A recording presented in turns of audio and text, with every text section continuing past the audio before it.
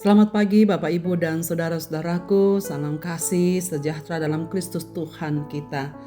Apa kabar pagi ini? Harapan dan doa saya kita semua dalam keadaan baik. Senang sekali kita jumpa kembali, biarlah firman Tuhan akan menguatkan kita bersama dalam melanjutkan aktivitas hidup kita di hari ini. Marilah kita berdoa.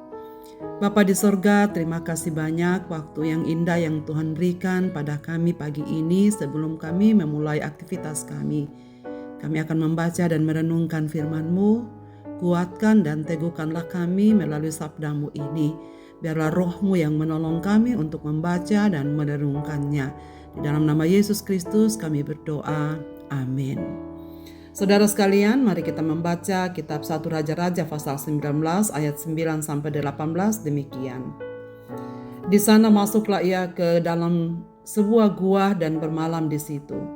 Maka firman Tuhan datang kepadanya demikian.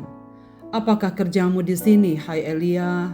Jawabnya, aku bekerja segiat-giatnya bagi Tuhan Allah semesta alam. Karena orang Israel meninggalkan perjanjian-Mu, meruntuhkan mezbah-mezbah-Mu dan membunuh nabi-nabi-Mu dengan pedang. Hanya aku seorang dirilah yang masih hidup dan mereka ingin mencabut nyawaku. Lalu firman-Nya, keluarlah dan berdiri di atas gunung itu di hadapan Tuhan. Maka Tuhan lalu, angin besar dan kuat yang membelah gunung-gunung dan memecahkan bukit-bukit batu, mendahului Tuhan. Tetapi Tuhan tidak ada dalam angin itu. Dan sesudah angin itu datanglah gempa. Tetapi tidak ada Tuhan dalam gempa itu. Dan sesudah gempa itu datanglah api. Tetapi tidak ada Tuhan dalam api itu. Dan sesudah api itu datanglah bunyi angin sepoi-sepoi basah. Segera sesudah Elia mendengarnya, ia menyelubungi mukanya dengan jubahnya. Lalu pergi keluar dan berdiri di pintu gua itu. Maka datanglah suara kepadanya yang berbunyi, apakah kerjamu di sini, hai Elia? Jawabnya, aku bekerja segiat-giatnya bagi Tuhan Allah semesta alam. Karena orang Israel meninggalkan perjanjian-Mu, meruntuhkan mezbah-mezbah-Mu dan membunuh nabi-nabi-Mu dengan pedang. Hanya aku seorang dirilah yang masih hidup dan mereka ingin mencabut nyawaku. Firman Tuhan kepadanya, pergilah, kembalilah ke jalanmu melalui padang gurun ke Damsyik. Dan setelah engkau sampai, engkau harus mengurapi Asael menjadi raja atas Aram. Juga Yehu cucu Nimsi haruslah kau urapi menjadi raja atas Israel.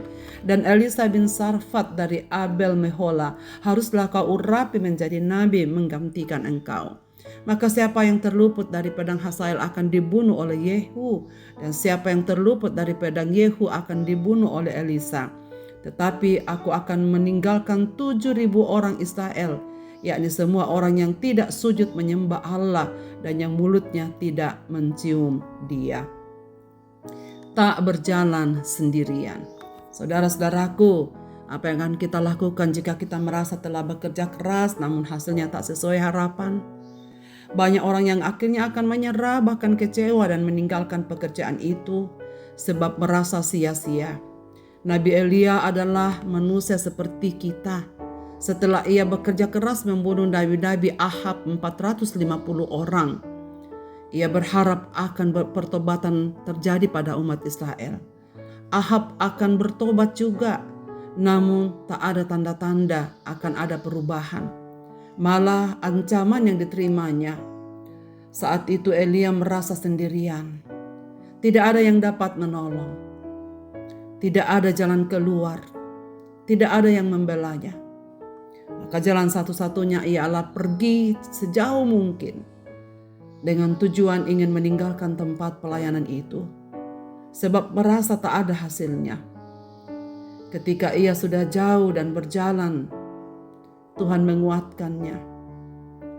Tuhan tahu apa yang diperlukan Elia.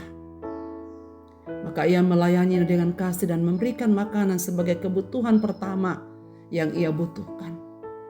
Dan Elia pun sanggup berjalan sampai di Gunung Horeb. Di dalam gua itulah Tuhan memberikan semangat dan memperkuat iman Elia. Allah mengunjunginya di Gunung Horeb, yaitu di Gunung Sinai, Gunung Pernyataan. 2 kali Tuhan berbicara kepadanya. Apakah kerjamu di sini, Elia? Dan Elia selalu menjawab, Aku bekerja segiat-giatnya bagi Tuhan Allah semesta alam. Karena orang Israel meninggalkan perjanjian-Mu, meruntuhkan mesbah-mesbah-Mu dan membunuh nabi-nabi-Mu dengan pedang. Hanya aku seorang dirilah yang masih hidup, dan mereka ingin mencabut nyawaku. Saudara sekalian, teks ini mengajarkan kita akan lelah jika kita berjalan sendiri. Kita akan lelah jika kita bekerja sendiri. Bagaimanapun dan siapapun kita tetap manusia terbatas yang membutuhkan orang lain. Ada ungkapan yang berbunyi, jika ingin berjalan lebih cepat, berjalanlah sendirian. Tetapi jika ingin berjalan jauh, berjalanlah bersama-sama. Ungkapan ini ingin menyampaikan bahwa dalam perjuangan untuk meraih keberhasilan, dalam bentuk apapun, baik untuk pelayanan bagi orang lain, baik untuk diri sendiri, kerjasama dengan orang lain sangatlah penting. Karena tantangan dapat berlangsung lama, maka diperlukan pula daya tahan yang panjang. Hal itu akan diperoleh melalui kebersamaan dengan orang lain. Ketika Elia merasa bahwa ia berjuang sendirian melawan para pengikut Baal, ternyata ia tidak memiliki daya tahan yang cukup panjang. Ia jatuh ke dalam keputusasaan dan kelelahan. Namun Allah tidak membiarkan Elia. Allah menegaskan bahwa sebenarnya Elia tidak sendirian.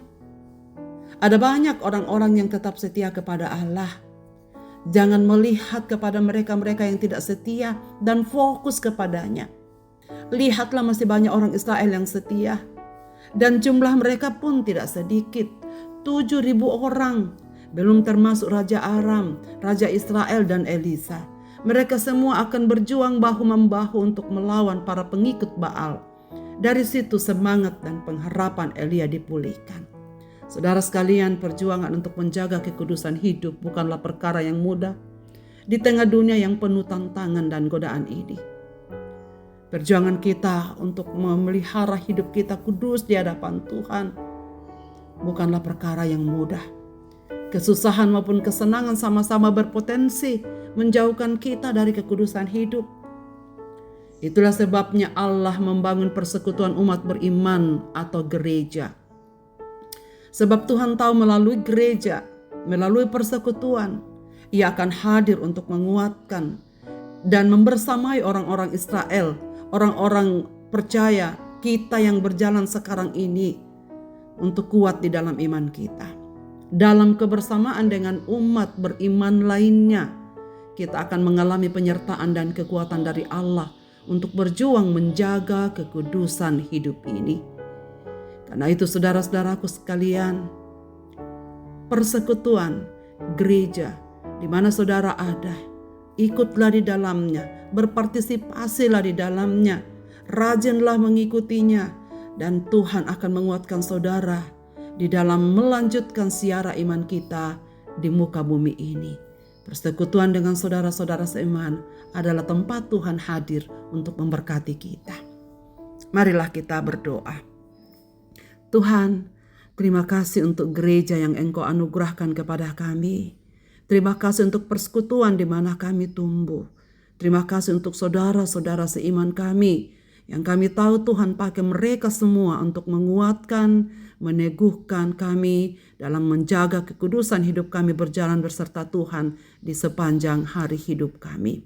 Kami bersyukur Tuhan memimpin kami telah memasuki minggu sengsara pertama di tahun ini. Tuhan, tolonglah kami dalam menghayati pengorbanan-Mu di atas kayu salib, supaya kami semakin menyerahkan diri di dalam tangan-Mu ya Tuhan.